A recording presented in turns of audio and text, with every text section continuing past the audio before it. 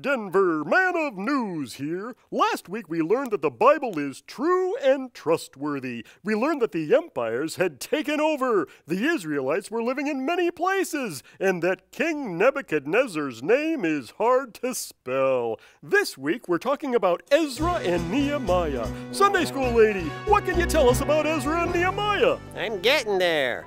Just like Assyria, Babylon's empire didn't last forever. Of course, God knew what was going to happen next and announced it through his prophet Isaiah. He's the one who announced the Messiah. For unto us a We already sang that one. Sorry.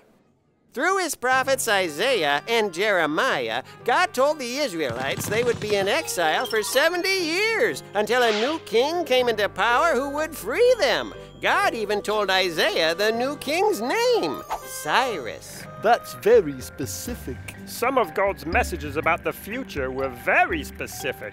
This is one of them. Sure enough, about 70 years after the first Israelites were carried into exile, the Persians conquered Babylon, and the new Persian Empire was born, the biggest empire the world had ever seen. And most amazingly, the Persian king's name was Cyrus.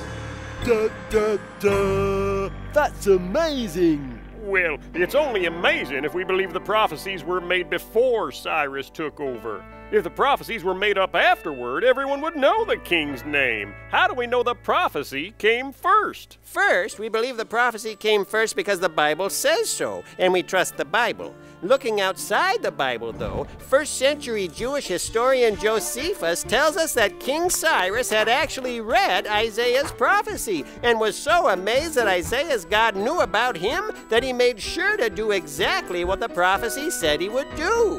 Whoa, that's pretty freaky. What's this have to do with Ezra and Nehemiah? The books of Ezra and Nehemiah tell the story of the Israelites coming back to Judah and rebuilding Jerusalem. The exile is over, and God gives the Israelites another chance to be true to him. The book of Ezra starts with King Cyrus telling the Israelites they can go home and rebuild God's temple.